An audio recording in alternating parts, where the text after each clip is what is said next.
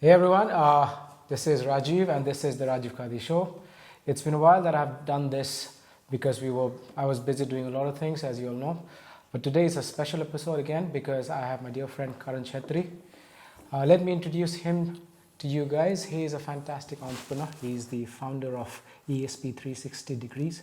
He's going to speak about what they do. He's also a fantastic dad to two amazingly talented children, Kiara and Karnav. He's also a fitness nut and an avid biker. So this is going to be an interesting talk with my friend here. So over to Karan. Karan, welcome to the show. Thank you for coming in. It's been long overdue. Pleasure. Karan, I've known you for a long time. I mean, not personally, but obviously I've worked under you when I was just starting my career. So could you please tell us and the viewers something about yourself? Okay, so as Rajiv just said that, I started my career well in Delhi because I was born and brought up in Delhi.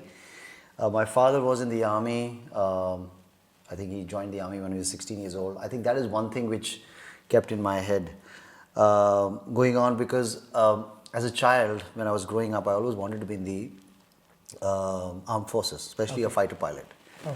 And so I always had that, still now, right? So I think these are the moments or these are the places where you understand. My father and parents were very, very basic, in terms of things. So growing up in such a big city was very different, and especially being, having an Oriental look and things like that. But I guess it's all about how your parents are, and also your friends, the kind of community you were living. So I had very mix of community, right? So from a poor friends, we used to roam around without any shoes because that's how we were brought up. To my friends from school who had businessmen families. But I guess that is what changed my complete personality, if I have to say it. The way I have taken up on life. So, which I'm going to talk about more. But yeah, so born and brought up in Delhi, did my college in Delhi. I did a diploma course in IT, as in computer services. I did that, and then I joined an entertainment company, which was Fremantle, which makes game shows and all. From there to events, so fair bit of television shows I did, then into events, and till now for almost 23, 24 years I've been doing events in India and all over the world. So ESP has been around for a long time, and according to the things that I see on Facebook, you're still launching massive vehicles, working with big brands. So from a person who came from a very humble army background, how did that entrepreneur bug bite you? Was it difficult in the beginning? Can you take us through this journey? Because especially for my friends from back home in Darjeeling, Kalimpong, Gangtok, people who are dreaming about the big city and making it big here, I think you would be a great example. So let's talk about how the bug of being an entrepreneur started in your head, and how long did it take for you to realize? And I'm sure you have some interesting anecdotes to share with us. Okay. I think everything happened by default, if I have to say it, because I didn't plan it. I'll be very honest, I didn't plan it. And I didn't plan it because, and I still say this because I was struggling. I was struggling a lot. I'm still push myself to a lot of things which I do. I think this is one thing we have learned, I have learned in my journey of this, whatever you call life. So let me start what Rajiv just said about how and what happened. So I did my college, and from there I went into this entertainment company, which is Fremantle, which is makes these game shows, which I'm sure a lot of people know. They make India's Got Talent and Indian Idol. Everything is produced by Fremantle. So they used to be based in Delhi. And we used to make these family fortunes. There were a lot of other things. So it was a nice, different job. I was not as confident as I am today right now, as what you see. Of course, over the years, I've learned a lot. But when I started off back home from very humble background where I came from, to what happened was to do with what I was doing with Fremantle. I started as my salary was 3,500 rupees for a month. There you have it, guys. So I used to get 3,500 rupees a month. My father and mother and my buddy ma, they used to work very hard. They had gifted me a bike also. So I used to go on my bike, and the good thing is that whatever I used to do it with my full concentration, ownership. I used to own up my job. Whatever I would do, I would put it my 110%, and I was responsible for everything. And I think this is what the attitude I learned from my parents. And of course, when you're growing up, so I used to play a lot of sports. So when you're in that team spirit, playing football, I was a taekwondo champion once upon a time in my school. So all those things when I did, so it helps you build that character. And the character is all about that, never back down. So I guess when I started, it was not easy. A lot of challenges. Of course, when you're learning something new, you have bosses, you have seniors who will try to, give you the other side of the story. You're doing something else. There are always some issues with that.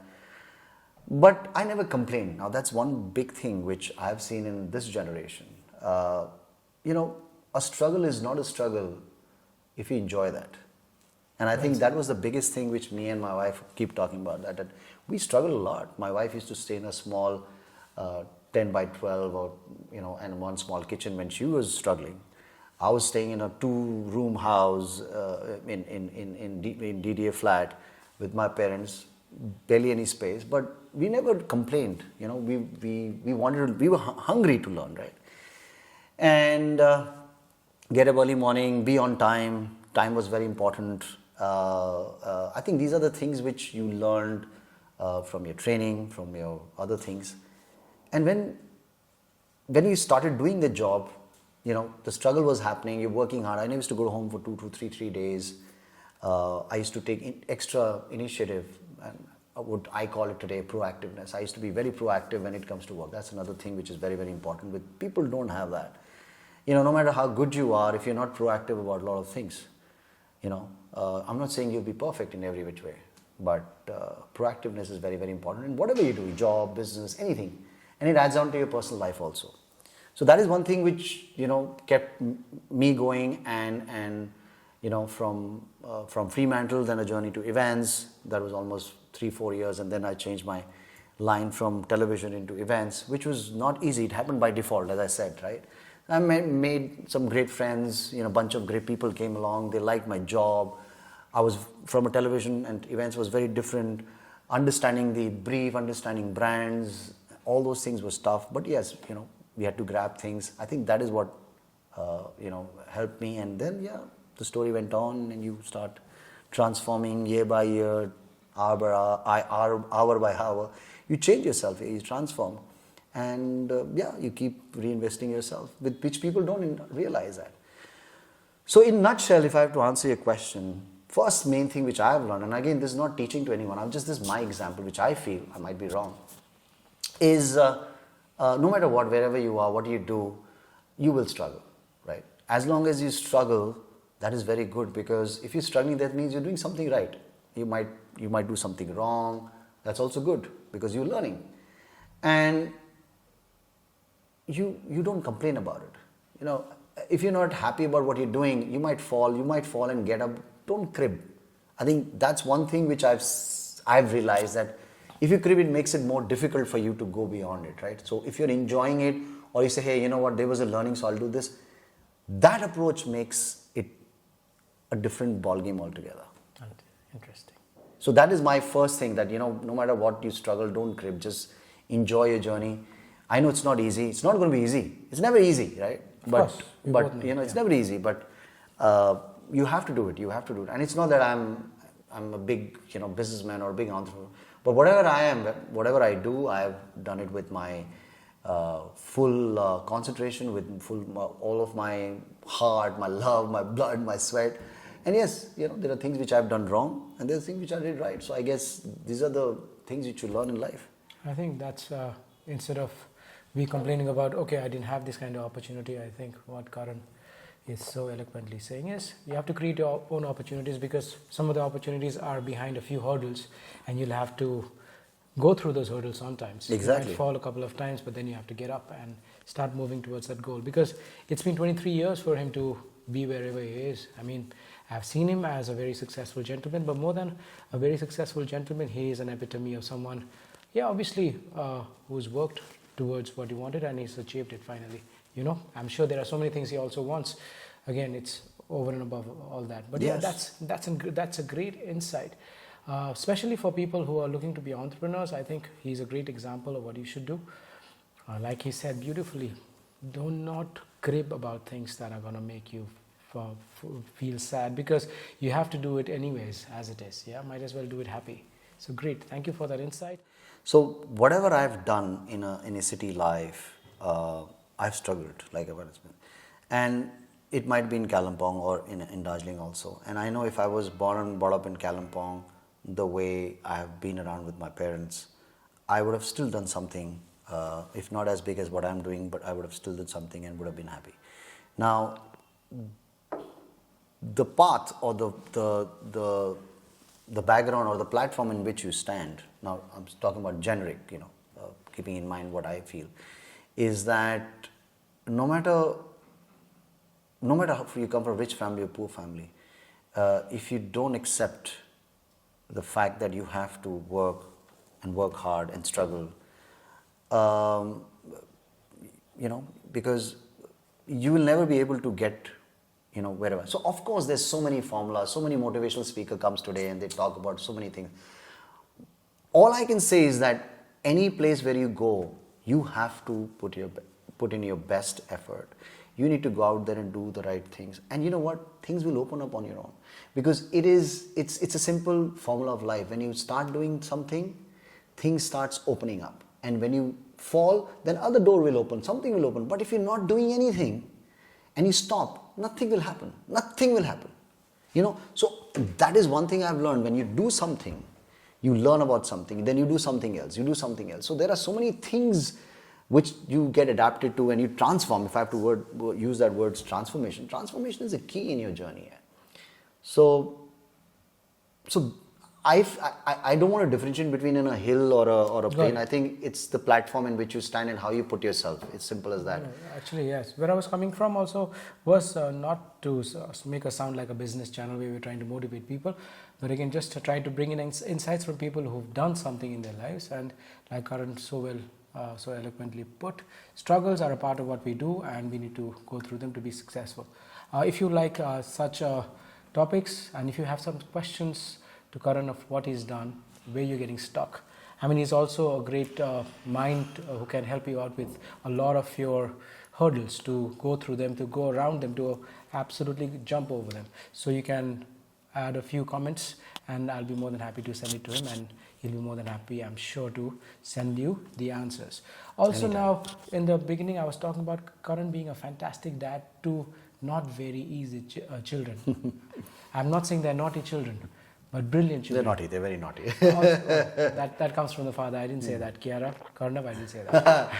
So yeah, I mean, Kiara is a fantastic singer. I think she's going to be a global phenomenon soon enough.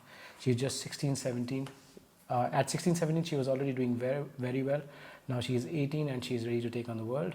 So how is it like being a father to two young kids, and how do you push them in the right direction by just nudging them instead of just being overbearing, like most parents that I know do today?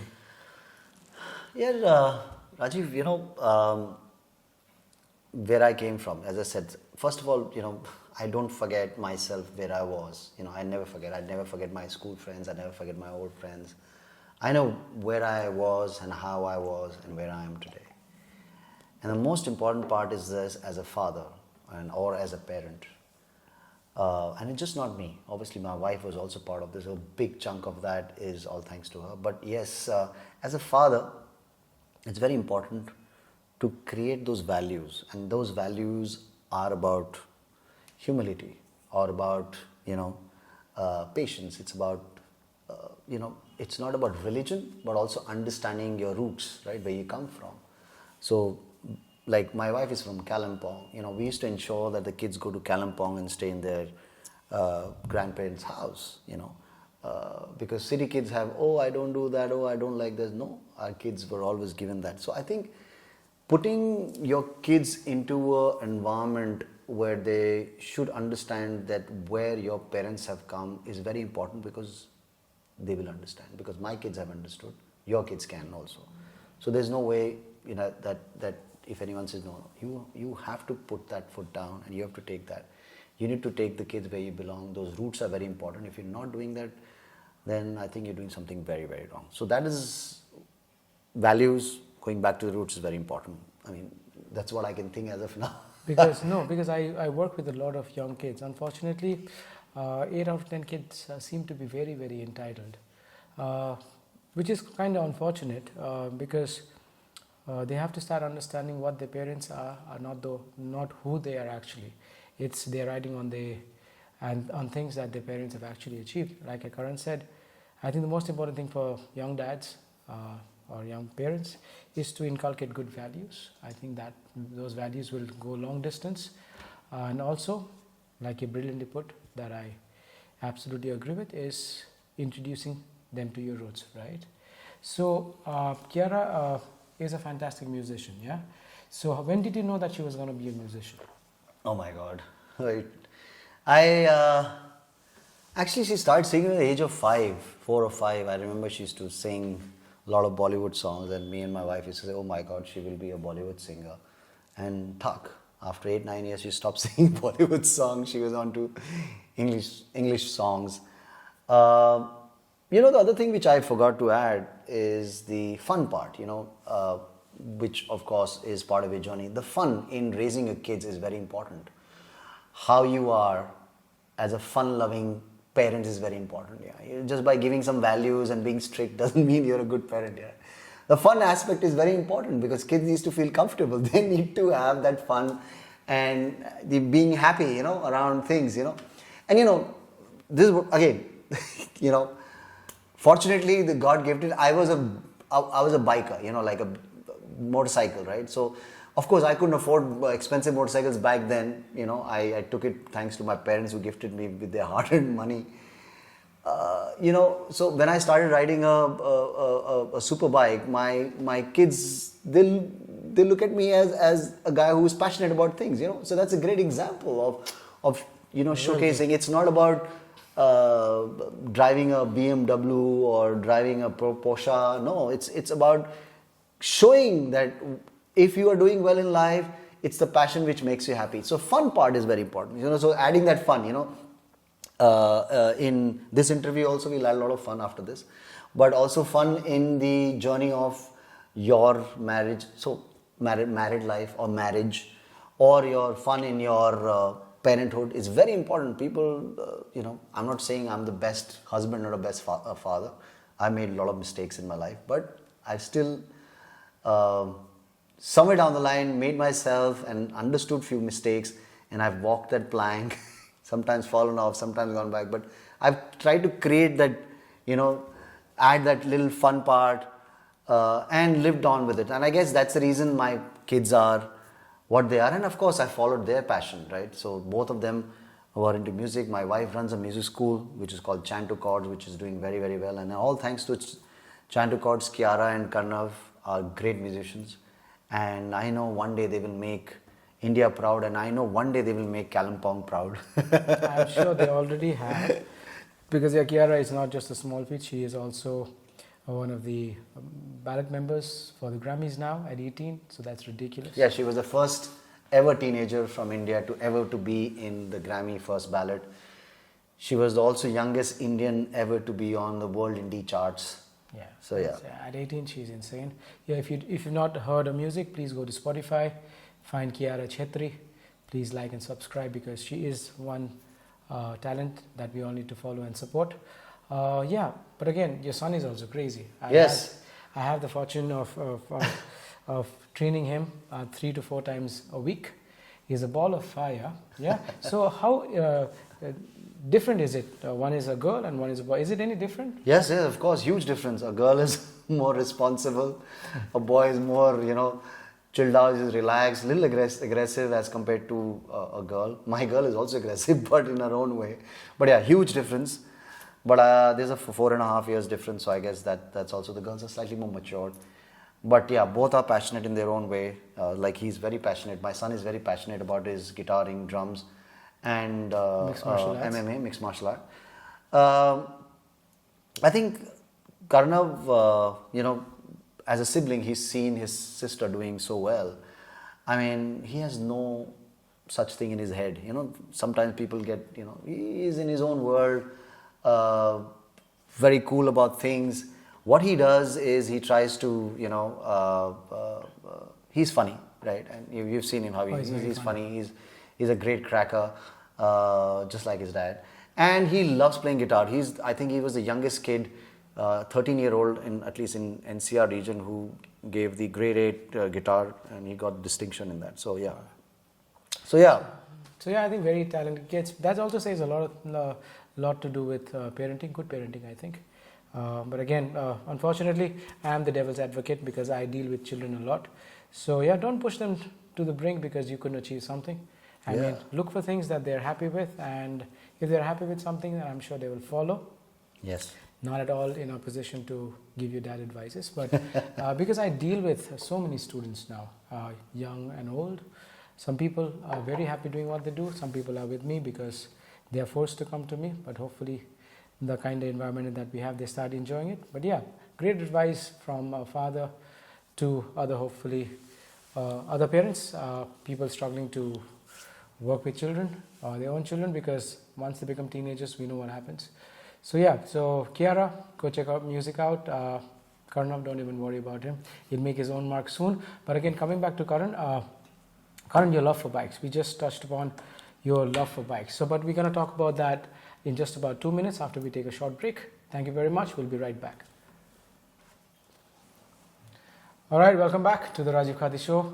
I'm still with Karan. We were having a very, very serious conversation about career, about being a good dad, bad dad, I know, and other good stuff. But now we'll get back to the fun stuff because Karan is a very, very fun guy. He talks, I mean, you have to be with him to understand the kind of craziness he has. But again, before that, I've just been introduced to big bikes. So he is an avid biker. He also goes to the Booth circuit and starts, he's very good with the bike, especially with his 6R. Yeah, 6R and yeah. S1000R. So let's talk about bikes. Why bikes? I'm a small guy, and it seems that we small people like to have big bikes. When he says small, he means the height. The rest things are not small.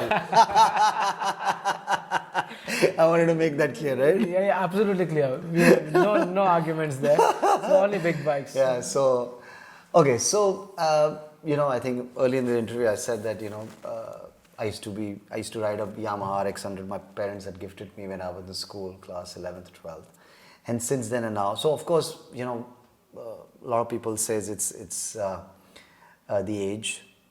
I would say it's not the age. It's the fact that you have moved on from one section of your life where you've struggled, the way I put it. You couldn't afford that bike. Yeah, basically. Exactly. You couldn't afford that bike, right? I mean, my first bike was a Harley, and I bought it for 7-8 lakh rupees, and that time 7 lakh rupees is a lot of money. And when I bought that bike, I kept it for 3-4 years, and I only did 1200 because I couldn't go out the way. But yeah, whenever there used to be this lovely weather, beautiful weather, I used to just go on my bike. And of course, I used to take a lot of girlfriends out on my bike. When I say girlfriends, I don't mean relationship girlfriend. Girlfriends, I mean friends who are girls, right? Who would want to be on my bike. Of course, I would take that permission from my wife sometimes. Sometimes I didn't. So yeah, Harley happened, then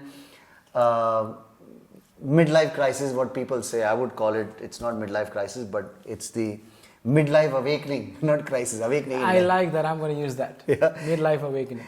So midlife awakening is about saying that, you know what, I have a life and I need to have one more parallel life with me. And that is about what you do, what you can do, want to do, have smaller goals in life. Smaller goals where you want to look good, you want to go out with right people, have fun, do your things, be it like biking. So then, as I went on in life, and then I realized that, Harley is not my game, because I was only taking out, shorter girls. I wanted to date taller girls. Just kidding. So I reached a point where I realized that cruiser bikes are not my kind of thing. I wanted to get into sports. So just to try that, I bought a Honda CBR 650. So I rode that bike for a while, and then I sold it off. Then I bought a BMW 1000R. It was a naked bike. I kept it for 1.5, 2 years, and I sold that. Then I bought a Ninja 6R because by then I started going to BIC. Now this is where life changes. So all this while I was doing road biking, right? So a lot of girls sitting on my thing, a lot of sitting on my thing. I mean the seat, pillion seat. Friends actually, And jokes apart, guys, don't take me seriously, right? So I would go out with my friends, and sometimes I'm not the guy who would go in groups, right? Maximum group will be 3 or 4 or 5. But I was a loner, so I would like to go alone on my bike and feel the weather, especially in the month of October, November onwards. And then came this person I met, very amazing guy, and his name is Saranbir. And he deals in a lot of bikes and gears and all. So he said, why don't you come? And I went along with him. And I loved the whole excitement, the adrenaline which was there on the track. So, we were very lucky, or we are very lucky. We are blessed, not lucky, we are blessed that we are in Delhi, in Gurgaon, NCR region, and we have a world-class track. When I say world-class, you can imagine the Formula 1 had happened in our country. So that's the track where we go and ride our bikes. So when I went there, I was like, whoa, man, I'm going to go for this. So I went on, and then I said, no, enough of this naked bike on the track. And, life is all about challenges. And challenges, it's not about to show anyone. A challenge is to yourself. It's you. And I said, hey, you know what? I'm going to bend that elbow and my knee, and I scrapped it one day. I'll scrap it. So I'm sure a lot of people must have seen, the leather you wear. By the way, it's 11, 12 kgs. And you have these sliders on the side, knee sliders or knee pads, what you call them, which needs to scrap, slide screech onto the road, and that whole screeching thing, adds to the whole fact that, you reach somewhere. That's not the only point, but yeah.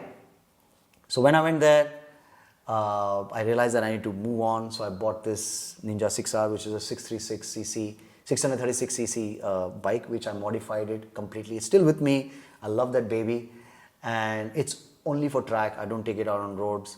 And but then again, because a lot of friends were saying that, hey, you know what, you've not taken us out for a ride, so I had to buy another bike.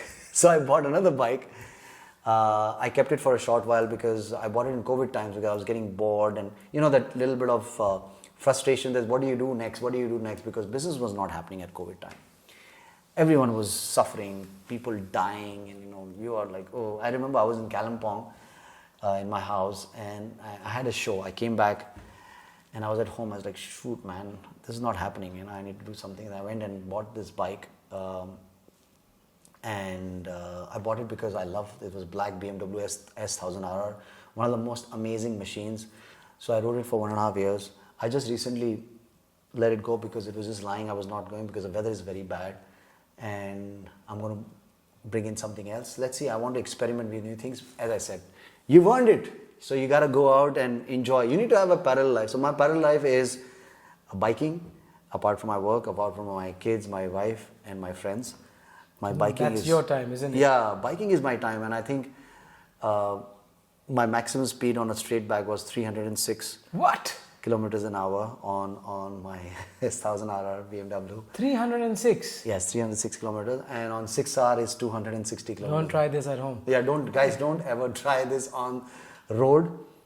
The only way you want to try it, you can come to Buddha International Circuit, ensuring that you have the right gear. And of course, right gear includes all the safety equipment, which includes your helmet, and of course, the right bike. Yeah. So do you have any aspirations to kind of do some track? Not just individually, to participate in races? My family is completely against. My daughter definitely, who becomes my big principal in life sometime. But I guess I would love to participate. And again, it's not to win, but to feel that pressure. Again, this is one thing again I've realized. When you become a sportsman, in younger days, when you're a sportsman, you develop that thing of that yeah you know what I'm saying, I want to give my best, I want to try the challenge, blah blah blah. So that excitement is always there, right? So, and that excitement is what is again fun and joy you will experience all your way. So if you don't have any hobbies like sports or MMA or any kind of thing, you need to add that. You need to add that. And I guess I was very fortunate, which I did, in my younger days, because there was no internet at that time, thankfully. And we used to only do is play football and do my taekwondo or mixed martial art. We didn't have a certified person like you at that point in time. We had only one person who used to teach, and we used to walk and go. We used to go on a bus, sweaty people, on the bus, latak rahe aise karke, coming out like that, and So yeah, let's talk about martial arts because it's so interesting. I think a lot of things that you talked about today is maybe because of your journey as a martial artist also, because discipline, humility, honor, facing challenges. So how did that come about? Did you do taekwondo, karate? What did you do? Yes, so I think that time, growing up when I was 13, I remember, and I'm sure, I don't know, kids will know, we used to get this VHS, VHS, with video cassettes. I know. And you used to go to these video libraries where you can hire them for $100 and $100 used to be a lot of money at that time, So $50, $100, and there used to be a card, they used to write your name, and then you could keep it and you can run. And then that tape had lots of Jackie Chan, Bruce Lee movies. So we used to watch a lot of Snake in the Monkey Shadow. Bruce Lee. Oh my God. Oh, dear. I say, yeah. So, I would get up in the morning. I used to ensure, so any of my relatives coming from Hong Kong, I would want to that Kung Fu shoes with black cotton thing on top. Remember? I used to wear that. And it was so amazing that, I would always tell my cousins, whoever aunts who were coming, please get me that pajama, those thing with belt and that shirt. What do you used to call that? The kimonos. Kimonos, whatever. And the Kung Fu shoes, because I used to get up in the morning and on my tuta-futa cycle, I used to go to Nehru Park, and early in the morning we used to have a 9-chag, we were doing, and you're trying to look into ourselves. We used to do crazy things. But I never realized, that those crazy things is developing an attitude in you. That attitude is what is carrying me today. That is the attitude which is making you face in front of the camera the way I am. This is how I am in my real life. Absolutely. So, trust me. So you don't realize, so this development of attitude is not coming just from this 20 years. It's gone back all the way from where I started off, be it my soccer, as in football, be it my martial art, So we used to watch a lot of movies and we used to learn and we used to do all those katas. Then we found out there's someone who can teach us, right? And then his name is Mr. J.D. Khan. We used to go to Sarjinagar to, learn from him. And oh my God, he used to kill us. And that time we had so much of stamina, right? We used to eat dal, bhat, masu and water and don't give a shit about anything else. We used to run and go. We used to run 4 kilometers to reach to the place to co-train. You tell anyone to run 4 kilometers, 5 kilometers, people say, nahi yaar, main gaadi mein jaunga, or dad, please drop me. What nonsense. So this is what we used to do. And I guess this is what developed that persistent, So yeah, exactly. Let's talk about it, because I think what I'm trying to achieve through mixed martial arts as a medium for kids and for even older people is to give them a purpose. Like you're talking about, you're so excited about your memories of that time. I don't remember anything else that I'm excited about except for my sports. The times I was doing music, times I was fighting intercontinental battles with other schools. So I think these things are important, which I think a lot of kids are missing. So I think, guys, rebel jiu-jitsu and everything. Cut. He's trying to sell himself now. I'll take on that. Okay. Ladies and gentlemen, boys and girls, if you ever want to have that adrenaline and that extra macho, in any form, rebel is the place. I'm going to cut this. Somebody's going to come. No, you're not going to cut this. Yeah. So what I'm saying is, martial art, isn't it beautiful? Like you said, black belt and all that, all those things coming back to you even after 20 to 30 years after you actually stop practicing martial arts because of whatever reasons. Yeah, so yeah, martial arts, ladies and gentlemen, please check it out. Not a rebel anyway, just see what martial arts can do to your life, and if you like what you're doing, find a good dojo and start training, irrespective of age. And you know what, there's a very positive part to, especially the men and even women also. Yeah, I keep saying this to my daughter also, that you know what, you ain't cool. I'm going to say that you ain't cool if you don't have any hang of sports along your arms. Now, be it, when I say sports, it could be martial arts, it could be gymnastic, it could be, when I say sports, I mean any kind of indoor sports, outdoor sports. For me, even kite flying is sports, you know. So, as long as you're exposed to something which you like, I think you should do it. It adds to your attitude, it adds to your charisma, it adds to your character. And you know what, the most important thing, it adds to your topic, you know. Don't be boring. If you meet a girl in a bar, you know, and you want to do a conversation, what will you talk, right? You're not going to talk about, you're going to talk about something interesting. And those interesting things are these only: sports, Pathagunana, biking, music. Oh yeah, I could. Like, oh, by the way, yeah, I didn't. So I also do a lot of dancing, right? The place I used to stay, it was a small community place where we used to stay, and we used to have this New Year pay. You know, we used to have a dance competition. So as a child, I used to be a very good dancer. I still dance pretty good. That's what a lot of women say that. And why I always bring women into the conversation? Men also said that. Please don't get me wrong, but men also said that I'm a good dancer. He's taking women on his bike. He's dancing with the women. Oh, you should check him on Facebook. He's also a very aspiring chef these days. Yeah, chef. As I said, that, you know, as long as you need to do things which makes you happy, right? And making food is the best way to make yourself happy, and a great place to add conversation, you know. When you do the bar, you talk to someone, and Rajiv is sitting, and there's a beautiful girl comes next to Rajiv, and she says, "Hi, Rajiv." He's like, "Hi." You can't expect Rajiv to only talk out of men. Imagine what will the girl say? Fuck off! I don't want to talk to you anymore. Oops, sorry, cut that. No, You can do pan. Yeah, but yeah, you know. So I guess I guess it's all about adding that little extra menu to your life. No, that beautiful menu to your life. It's so important. We don't have any topic of conversation because if either you're talking about cricket or either you're talking about something which is as redundant as cricket, in my opinion, okay? No, I think I have played cricket all my life, you know. I've never was a cricketer, but I used to enjoy, as I said, I used to enjoy all sports. Table tennis also, the most boring game according to me, but I loved it. The only game which I've never gone through is golf. Though I've hit some balls, no, I don't mean between the legs, but I've hit some balls off the courts onto the driving range, but I've never, I mean, it's a tough game, you know, it looks easy, but it's hitting tough, with an iron is not easy, but yes, any sports. No, coming back to, I mean, I'm 41, he is about... No, I'm 38, yes, he's 3 years elder to me. Alright, we were talking about fitness above 40, like Karan said, he's just 12 years above 38. But again, guys, we are trying to bring this topic to you because I think it's very important for people.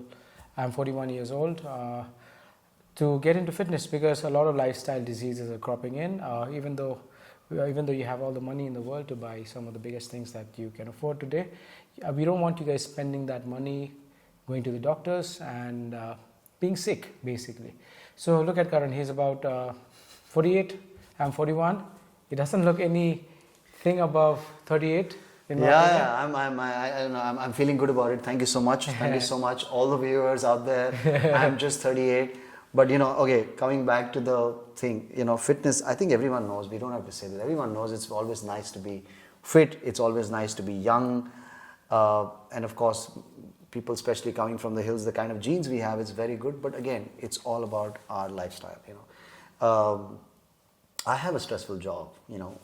I go out there to exercise is to, you know, de-stress, and at the same time so that I can eat what I want to eat. So what do you do to exercise? Yeah, I used to do a lot of weights, but when I say weights, not very heavy weights, because I don't want to build muscles. I want to, you know, create muscles in a different way, more shredded look. I do a lot of walks. What else? I used to do cycling. So I used to do a lot of mixed thing, right? Even biking is very... Yeah, biking, yes. So when you go to BIC, just to let you know, for all of you out there who's going to watch this program, is that with that leather, you know, that meat, the leather on you, which is almost 12 kg, 11, 12 kgs, and with you going onto every corner like this, everything is about your legs. You're holding the bike with the legs. The arms are doing its own bit. you get pumped up and you're sweating like anything. You lose 1 kg, 1.5 kg Wow. in one day. Because you are sweating so much. There are a lot of people who I've seen you just crash because it's not easy. So yeah, I mean, you need to be fit to ride a bike. I mean, especially this kind of riding. I'm saying, going back to my exercise regime, I'm not a big into bodybuilding and all. No, I just want to feel good about myself. I want to feel good the fact that I can wear tight t-shirts like this. I want to feel good about the fact that I can eat the food I want to. I have no restrictions. Yes, of course, I eat measured food, not that I eat that much of bhat. I think also age also gives you a little bit of issues, but thankfully, touch wood. The other part is that, I would say that people who are staying in the hills, they have more advantage because the air is so much fresher. We are breathing stale air, which I feel bad about it. That's why I want to stay 6 or 7 months in Kalimpong and do something in Delhi and go back or whatever, Gurgaon. And that's the kind of life everyone would want to. Now you can only do it once you've done something really amazing in whatever fields, or you're born with silver plate in your hand and some diamonds in your ring, in your fingers. Yeah. So yeah, I think it's very important to move. Just keep moving, because I know events, it may look so glamorous from the outside. Yes. Because when we are looking at his Facebook feeds or Instagram feeds with all 360-degree panels, but the kind of hard work these guys put in for at least 1 week before that, I'm guessing.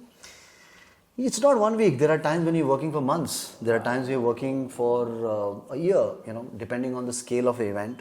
And let's not forget, you see, you're in a business of handling people, not just client. Your internal team, your employees, your colleagues, your vendors, your partners, your clients. It's not easy, everyone is so different and you have to manage everything, and then you have 10,000 things on the event day which needs to go right. Absolutely. Right? The light needs to come on the right dot, the music needs to go right, the cue for the MC to come on stage, the music needs to come, the band needs to perform well, the generator needs to ensure that the power is non-stop, blah, blah, blah. There are 10,000 things which needs to all come together. That's how it's a successful event. So yeah, it's a tough job. But having said that, 24 years and I'm not bored. You know why? And I'm not going to give you that jargon of the fact that, follow your passion. No. I love it because events are challenging. Events are always about going out there, creating new things. And when you create your own idea and you see it happening in front of your eyes, I agree, 100%. there is no any other happiness you want to compare it with. That excitement, the joy when you see that, and not just you, your whole team, your colleagues who've worked hard, and they are elevated with the whole fact of what you've created in your computer or in your thoughts or in your PowerPoint presentation, and a big brand XYZ, Kia or or HCL or Philips or a Carrier or any Hyundai has taken, or Sony has taken that idea, and then you see it happening. It's a joy. It's a different High. feeling. It's a different high, which is the reason I love what I do. I love. It's not just the passion. I'm not because it was never my passion. I went into events by default, right? So yes, but I love it. So there you have it, guys. I mean, we've talked about everything. How to become a successful entrepreneur, accepting challenges. We've talked about Karan as a father, 2 beautiful kids, his journey as a martial artist, his humble beginnings, and also his love for bikes and his personality. Now my question to you, which is going to be the last question, is what next for Karan Chettri? What next? Oh my God. I don't know. Any bucket lists that need fulfilling this year? Bucket list. No, I mean, one, of course, as it's coming from the fact that the kind of person I've been since childhood. So I have my time for the lap which I want to improve. I've been doing 2 minutes 7 seconds, and the champion has done 2 minutes 2 seconds. Oh wow, 5 seconds. No, that's a huge difference. I'm sure. Yeah, it's a huge difference. But I'm happy doing 2:05 or 2:04. Okay. The day I reach 2:04 or 2:05, I'm very happy. So that is apart from that, yes, my goal has been always to live happy. I think which is the most toughest thing in the world, because you're angry because of past things, you are anxious about future things, and what we have in present we forget about it. So I guess that mindset I need to bring in to myself, to be very honest, and that's what I'm working on. I'm very content, and I want to be more content in my life. Of course, I want to keep working. I want to keep working because it makes me feel good. It's not about the money anymore.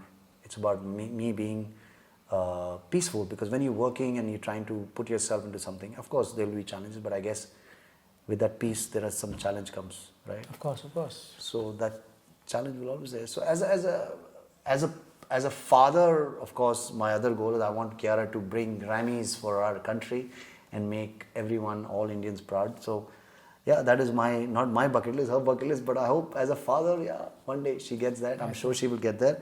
And my son, and I hope he becomes a great musician. And yes, I would definitely like to do something for my other bucket list, which I really want to do. I want to do something for underprivileged children in the hills. I hope I can do that. That's always been there for quite some time. And let's see if I can do what I want to have, and if I can achieve that. And where can people reach you if they want to be a part of your journey? What's your Instagram handle? Karan Chettri. It's underscore, whatever you call that. Yeah. Karan underscore Chettri. Yeah. Karan Chettri underscore. Karan Chettri underscore, which I'm going to be sharing on the screen once I get into editing. So but that was Karan for us.